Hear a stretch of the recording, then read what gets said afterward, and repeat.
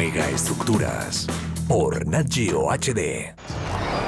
It's the longest bridge of its kind, with a single span leaping almost half a kilometre and a roadway that plunges into a record-setting tunnel. The vision is bold. The challenge is extreme. The plan audacious. It's a bridge that will change the map of Europe. What does it take to build one of the world's mega bridges?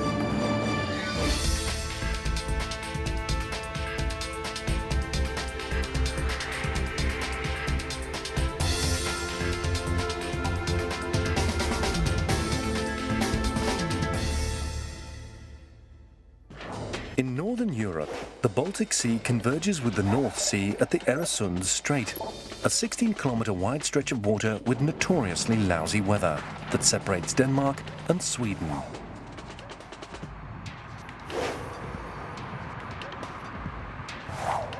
The Oresund Strait is a frustrating barrier because each shore has something the other needs. Copenhagen in Denmark needs cheaper housing.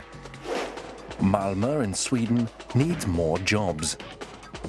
If the two cities could be connected, they could form an economic powerhouse. A bridge would make them one big metropolis. But a bridge has never been possible, until now.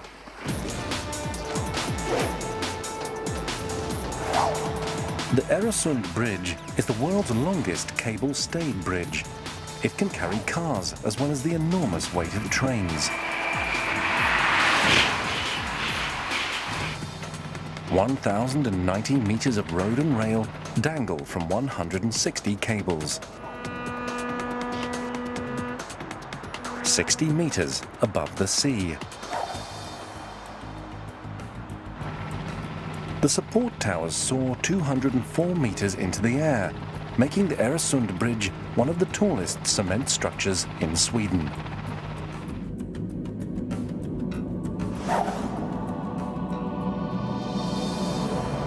The height is the equivalent of a 60-story building. This awesome project officially started in 1991, when the Danes and the Swedes agreed to connect their countries. It was a difficult pact to negotiate, and the subsequent work would only get harder. Companies from both countries formed a consortium to build the bridge together. The consortium's first challenge was to work out how to build a 16-kilometre long bridge. Right from the start, they faced a dangerous setback. At the shoreline on the Danish side was the Copenhagen International Airport, Kastrup.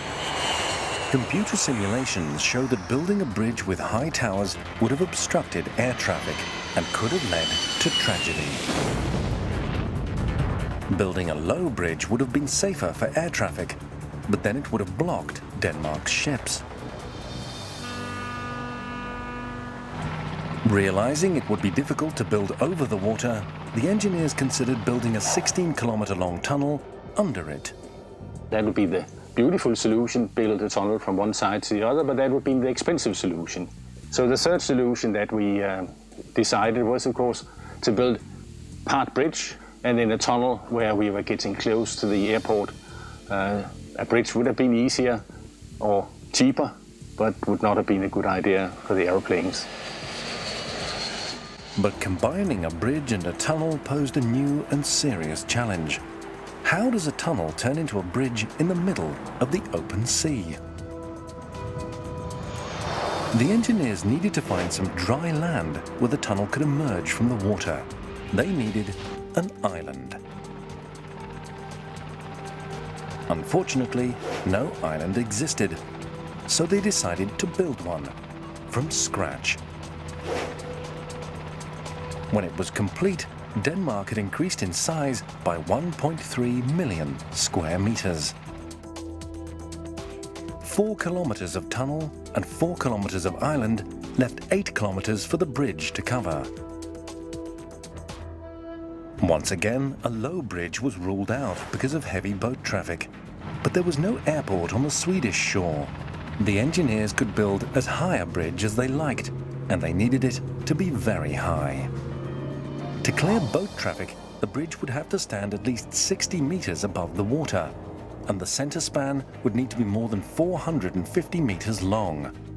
To meet these challenges with the best possible bridge, the consortium held a design competition. One of the most spectacular proposals was to build the largest arch bridge in the world. I think you don't really get an idea of the magnitude of this arch. You might get it from the ship going underneath, but it really is big. It would be a monument of some kind. But arch bridges have an Achilles heel. As the arch sweeps down towards the water, the clearance for large ships decreases, eventually to nothing. You always run the risk that a ship could get in there, and therefore you have the risk of hitting the bottom part of the arch, and then the whole thing collapses. Unable to build an arch, they then looked at building a suspension bridge. Suspension bridge technology enables the longest spans of any design.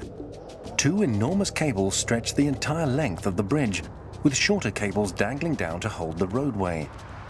But connecting cables to more cables makes suspension bridges very flexible, and trains can't operate effectively on tracks that bend under their weight. And railway traffic is so heavy that if you have a suspension bridge, you will find, if you look at it from the side, that the train will always go up a little bulge. It will always going uphill all the time. Suspension and arch were both ruled out.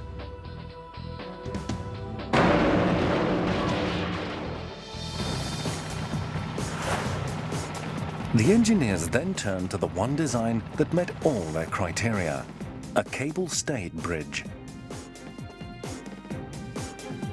Its structure is rigid enough for heavy train traffic because the support cables attach directly to fixed towers.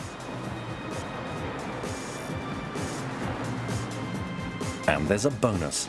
Cable-stayed bridges are cheaper to build than suspension bridges. Not having the two enormous main cables saves tons of steel.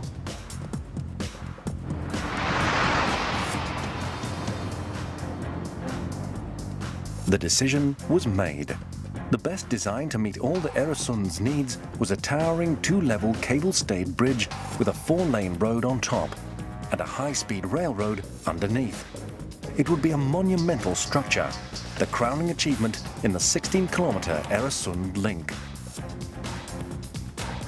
But the clock was ticking. The agreement between Sweden and Denmark stated that the link must be completed in 5 years. That was 5 years in which to build a man-made island, a record-setting bridge, and the biggest tunnel of its kind. The first priority was the island. This was one of the most critical deadlines. It had to be ready in 14 months. Work began on the 17th of August 1995, when the first of billions of rocks was placed in the middle of the strait. This stone pile would eventually form a 4-kilometer long island, where once there was only water. The first step was to lay the perimeter. Large quarried stones were brought in from Sweden, 1.8 billion kilograms of them. To stay on schedule, material was constantly being brought here, with 16 barges delivering 18 million kilograms a day. Each load was carefully placed using GPS to create a perimeter 12 kilometers long. Then it had to be filled.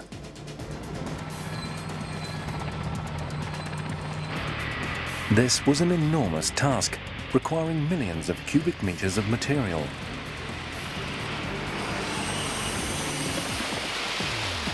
And Denmark and Sweden got that material from the bottom of the sea. Phase 2 was dredging.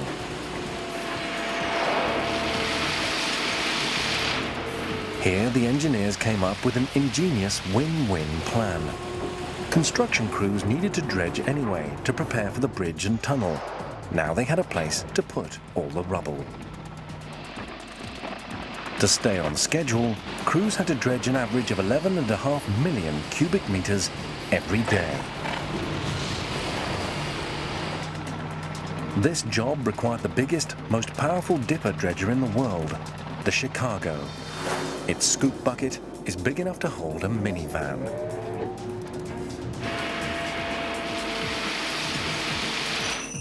Just one pass of its giant shovel can dig up 22 cubic meters of seabed.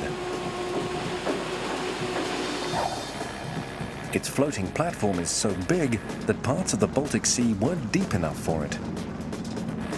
It had to dredge a lane for itself just to navigate the construction sites. But digging was only the first part of this project. Crews then had to transport this astonishing amount of dredged earth. An armada of 50 vessels was assembled. For the pilots, it was dangerous work. It took expert skill to navigate the huge loads, fighting against strong currents, extreme weather, and shallow waters. The single biggest dredging job was the trench for the submerged tunnel. 11 meters deep and 46 meters wide, for 4 kilometers. A total of 2 million cubic meters of seabed. It would have been hard enough to dredge if they were just dealing with mud and stones, but they weren't. 90% was an ultra-hard rock called Copenhagen limestone. Even the Chicago couldn't dent it. So the builders called in one of the most powerful cutter suction dredgers in the world, the caster. The caster's business end is a mega drill bit with 60 cutting teeth, each weighing over 20 kilograms. It's sometimes known as the spinning cone of death. But even with all this firepower, the Copenhagen limestone didn't surrender easily. It destroyed 200 teeth a day. 52,000 were replaced in total. The caster is more than an overgrown drill. It also acts as a vacuum cleaner. As it chipped away the limestone, it sucked up the debris. Giant pumps then forced the stones and water through 4 kilometers of pipeline, all the way to the island. The shards of limestone were so abrasive, they eroded the inside of the pipe. And moving all this rock and mud involved an additional challenge: protecting the environment. The environment is especially vulnerable in the shallow Oresund Strait. The biggest threat is from plumes of debris. Clouds like these can kill huge areas of the seagrass that feeds and shelters marine life.